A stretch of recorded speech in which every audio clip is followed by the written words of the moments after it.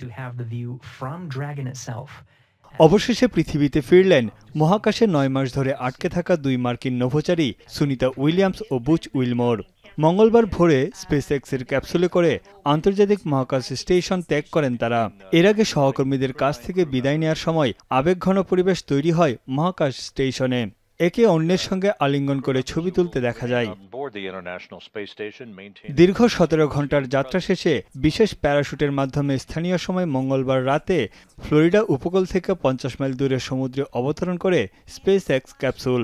তখন ডলফিনের একটি দল ক্যাপসুলটি ঘিরে এমনভাবে সাঁতার কাটছিল, দেখে মনে হচ্ছিল এরা নভোচারীদের পৃথিবীতে স্বাগত জানাচ্ছে। ক্যাপসুলটি পানি থেকে প্রথমে একটি নৌকাতে তোলা হয়, পরে সেখান থেকে বের হয়ে আসেন মহাকাশচারী বুচ উইলমোর ও সুনিতা উইলিয়ামস। এরপর তাদের নাসার বিমানে করে নেওয়া হয় জনসন স্পেস সেন্টারে। কয়েকদিনের স্বাস্থ্য পরীক্ষা ও 41 দিনের দীর্ঘ পুনর্বাসন শেষে তারা ফিরে যাবেন পরিবারের কাছে। এদিকে নাসার ক্রু 9 মিশনের সফল অবতরণের ব্যাপক প্রশংসা করেছেন সংস্থার শীর্ষ কর্মকর্তারা।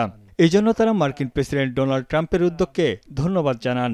We work for the president and who's ever there. We work for them. We had an input from that office. We took a look at it. And, our job is to take all the inputs we get and operate as successful and safely as we can. গেল June মাসে মাত্র 8 দিনের মিশনে গিয়ে বোয়িংয়ের মহাকাশযান স্টারলাইনারের যান্ত্রিক ত্রুটির কারণে সেখানে 9 মাসের জন্য আটকা পড়েন দুই নভোচারী। তাদের ফেরানো নিয়েও শুরু হয় নানা রাজনীতি।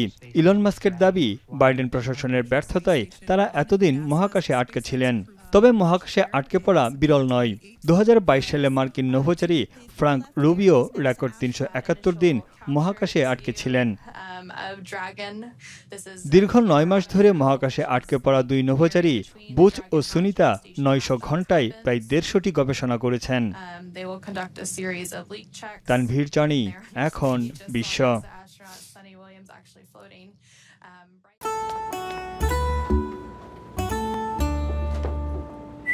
এই ঈদে জুয়েলারি ক্লোদিং এ বিকাশ পেমেন্টে ডিসকাউন্ট।